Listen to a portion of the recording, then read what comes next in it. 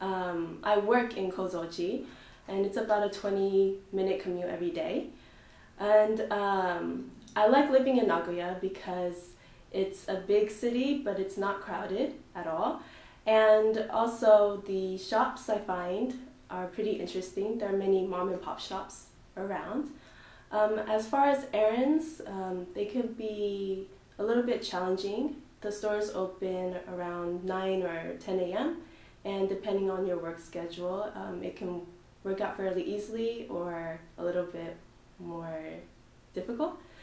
And one thing I did was join the volleyball club for a few months, and I definitely recommend going out there, getting involved, to meet other people and to socialize with local people who have already lived in Nagoya for quite a while.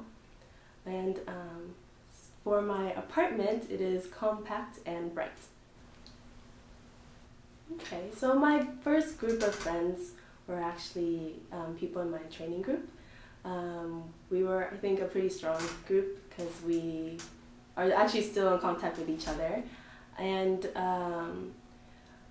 we meet other people, and then our friend group just expands from there. As far as meeting Japanese people, like I mentioned, the volleyball club was really helpful. Got to meet a lot of Japanese people through that group, and also through like friends of friends, which was really cool. Okay, so during your vacation, during my vacation, I usually like to travel throughout Japan. And during my last vacation, I went to Yakushima, which is in Kyushu.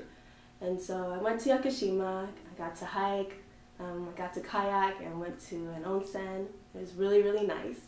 And then we went back to Kagoshima, which is also in Kyushu, and just toured around there.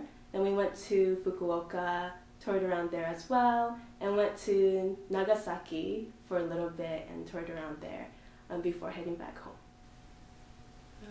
For ongoing trainings, I've been to many of them. I've been to interview trainings, kids model lesson trainings, kids lesson trainings, adult lesson trainings, many different kinds. But the one that I think was very useful was the kids self-study training. I found a lot of materials that I probably didn't know about beforehand, and found that they could be useful for some of my kids' students, and some of them have used them. My school is a small school, I think. We have more kids than adult students, and I really enjoy teaching my students, especially when they are having fun and when they show that they remember something that they learned before, either through books or through me or through another teacher. And you can see the pride that they have when they finally got it right.